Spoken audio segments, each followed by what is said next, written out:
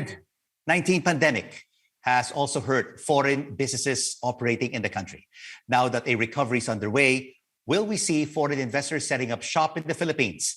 Tonight, we have the British Chamber of Commerce Philippines, Chris Nelson, to give us his outlook. Chris, thank you so much for joining us. We've seen strict lockdowns in the country from March 2020 all the way until today. We are still in alert level 2 in the National Capital Region, which is the economic hub of the country. How have British investors been coping over the past 19 months? Yeah, look, Rico, thank you very much and welcome to your viewers tonight. Look, the interest in the Philippines remains high. We've kept it going, I'm pleased to say. Obviously, we've got a lot of challenges. I think the COVID management of the economy is now moving there. As your report has said, it's moving to level 2, hopefully. And obviously, as a chamber, we support the granulated lockdowns. I think the way also investors are looking at it, and I want to talk about signals, and that's why I think the economic measures which are currently being debated, particularly the Retail Trade Act, Foreign Investment Act, Public Service Act, is very important.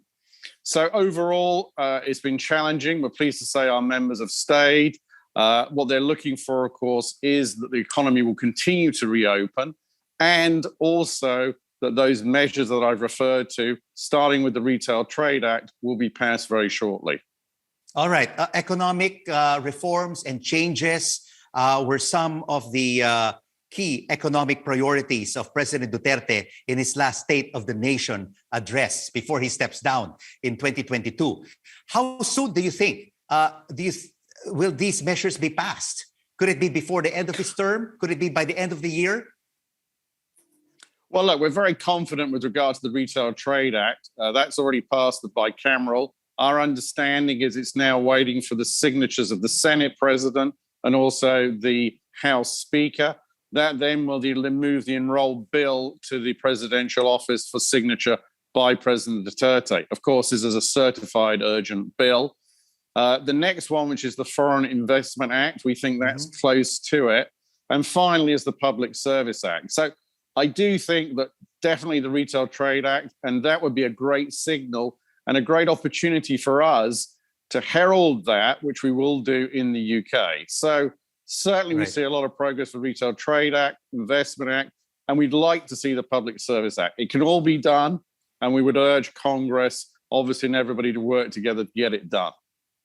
Indeed, this is very encouraging, these potential reforms and changes which could attract more British investors to the Philippines, Chris. But on the flip side, the Philippines also faces many issues. I mean, we have been saying that the Philippines continues to remain at the bottom of Bloomberg's COVID-19 resilience ranking. And then you also have the Pharmaly expose, cases of graft and corruption. Are these factors, Chris, discouraging British companies in making new or additional investments in the Philippines? Look, I think what British investors are looking at, and I can talk about a few points, is looking much more at the long term. As you've made a reference to, the Philippines was growing at 6% pre-pandemic. They're looking forward to seeing how that come back. I'd like to also say that one of our member companies, Michael Page Recruitment Agency, established itself last year and has continued to grow. So that's an indication of faith in the economy. The other thing is we work closely with the British Embassy. We have a section called the Overseas Partner Development. And I'm pleased to say we focus on key sectors: retail, food and beverage, advanced machinery, business services, agri-tech.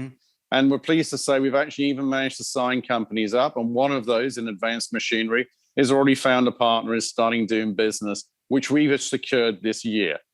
So yes, management of the pandemic is important. We'd obviously like to see the Philippines rise through. And I'd like to just say, of course, we're strong supporters of the economy reopening. And of course, let's be fair, the vaccination rate is going up, particularly in Metro Manila. And I'd just like to say that one of the first vaccine suppliers was AstraZeneca, and obviously through the efforts of British Chamber, British Embassy, I should correct myself. And of course, we're strong supporters of Goni Gosho and Jerry Concepcion and the Bakuna bubble and going forward and making the economy rise. So Those factors Chris? tell you that investors are interested. If we can get All those right. measures passed, I would see more coming. All right. There's a lot of interest from UK investors, but of course, in the Philippines, politics and like in any other country, politics and the economy are all intertwined. How closely are you and your fellow UK investors watching the former or the forthcoming national elections? And what characteristics are British investors looking for in the new president? Well, I think I make a couple of points. There's still obviously the next election is not till May. Just to make the point again, we want to see those economic measures passed during this current administration. Going forward, the next administration, we'd like to see a continued focus, obviously, on measures which will further liberalize the economy, further transparency in dealing. I'd like to make a reference to the anti-tape law. We were strong supporters of that, setting up and doing ease of business, which I think is another key focus. And of course, the Philippines remains attractive to British companies.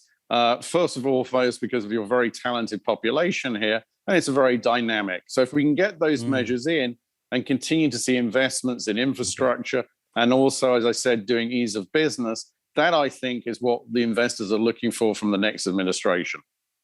British Chamber of Commerce, Philippines Executive Director Chris Nelson, thank you so much for joining us on The Final Word.